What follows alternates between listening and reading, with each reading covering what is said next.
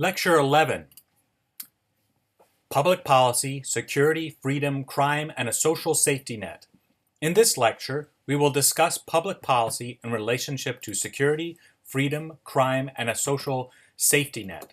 Our discussion will include the teachings of St. Thomas Aquinas and St. Augustine, a discussion on the morality of capital punishment, reference to health insurance, and a look at medieval Catholic guilds.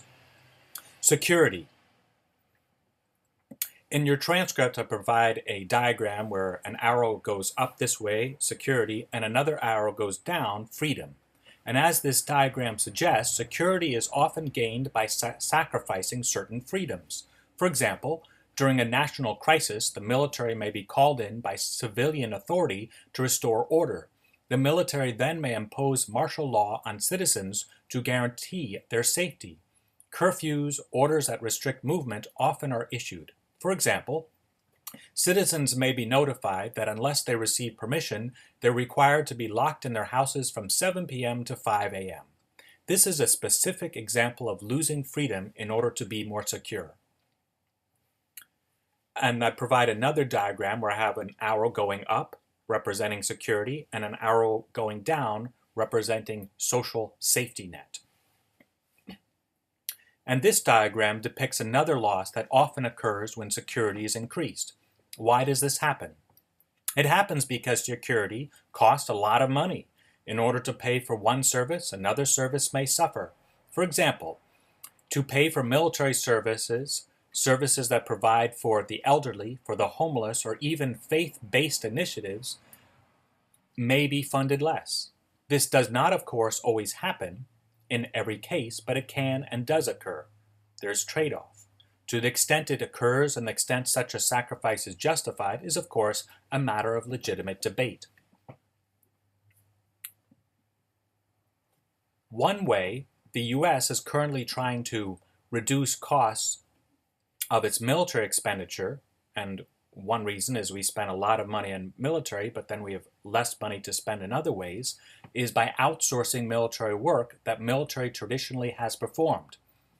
Outsourcing military work comes, though, with many problems.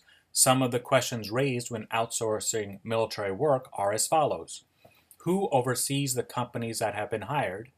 Does outsourcing military work encourage the development of mercenaries who will hire out their services to the highest bidder regardless the goals of the bidder? Is this problematic?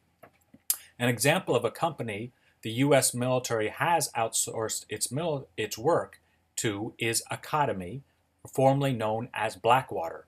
This company provides security services to the U.S. government on a contractual basis and is headquartered in McLean, Virginia. Crime. When crime increases, security and freedom are threatened. Since crime reduces the sense of security, citizens often react by giving up certain freedoms to have greater security. There are many different views on crime. How do we prevent crime?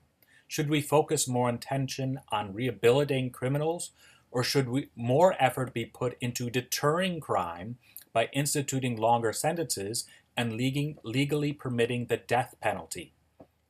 Finally, simply because an action is immoral, does this mean it should be criminalized? The latter question both St. Thomas Aquinas and St. Augustine answered in a way that might surprise some, and definitely surprised me the first time I read this excerpt from St. Thomas Aquinas. So let me read this.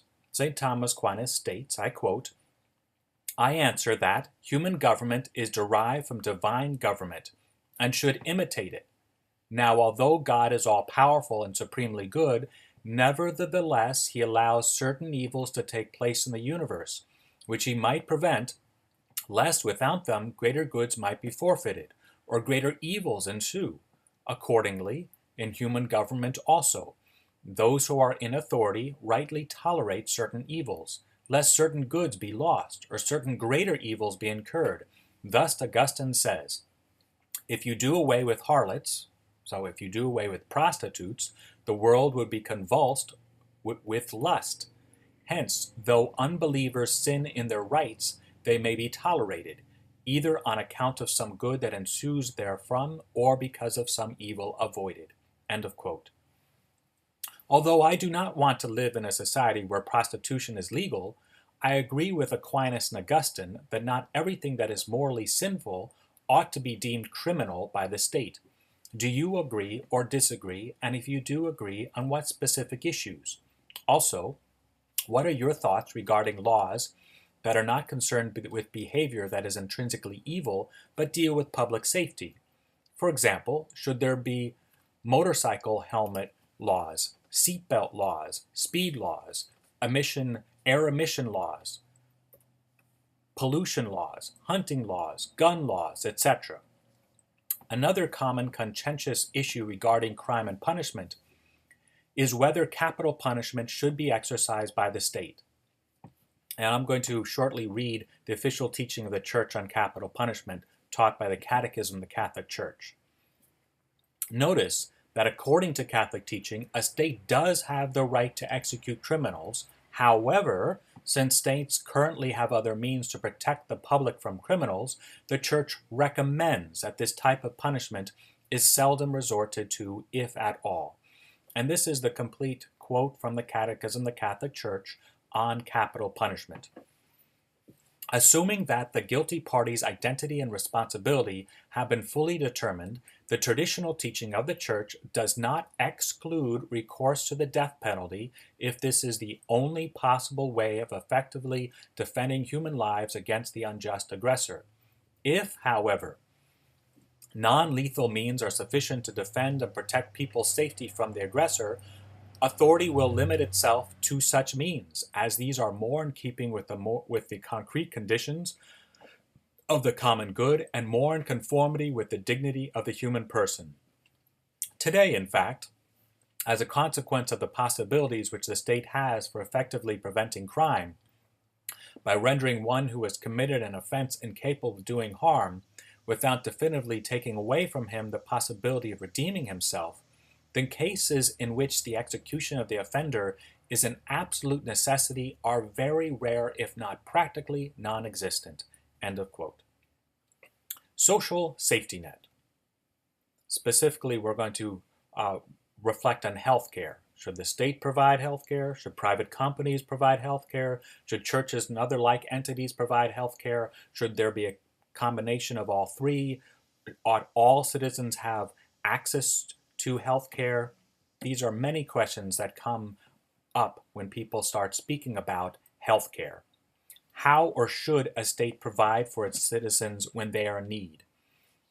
One opinion is that a state should provide a basic safety net for its citizens, but also, respecting the principle of subsidiarity, should allow and encourage private entities, especially religious ones, to provide for the social welfare of people. What is your opinion? With respect to healthcare, do you think there should be a nationwide healthcare system that all citizens are entitled to? Do you think that private companies should manage healthcare? Are there other options besides these two just mentioned? And I'm going to read a short excerpt from the USSCB, United States Conference of Catholic Bishops, on healthcare. When reading, notice that the bishops are not requiring that governments provide for healthcare.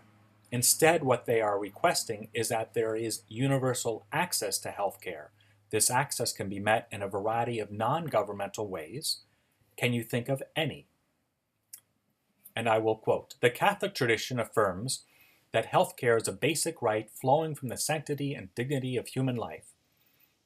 Millions of Americans continue to go without healthcare coverage in our nation. Over 48 million people lack health insurance. As provisions of the Affordable Care Act are implemented, the uninsured rate has dropped some. Catholic teaching supports adequate and affordable health care for all because health care is a basic human right. Healthcare policy must protect human life and dignity, not threaten them, especially for the most voiceless and vulnerable. Healthcare laws must respect the consciences of providers, taxpayers, and others, and not violate them. Coverage should be truly universal and should not be denied to those in need because of their condition, age, where they come from, or when they arrive here.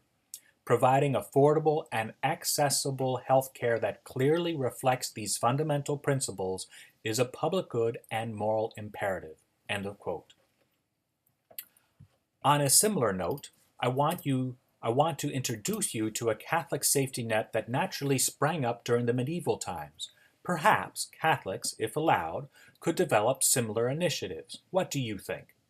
The age of the Industrial Revolution is typically and rightly seen as a time when great social injustices were done.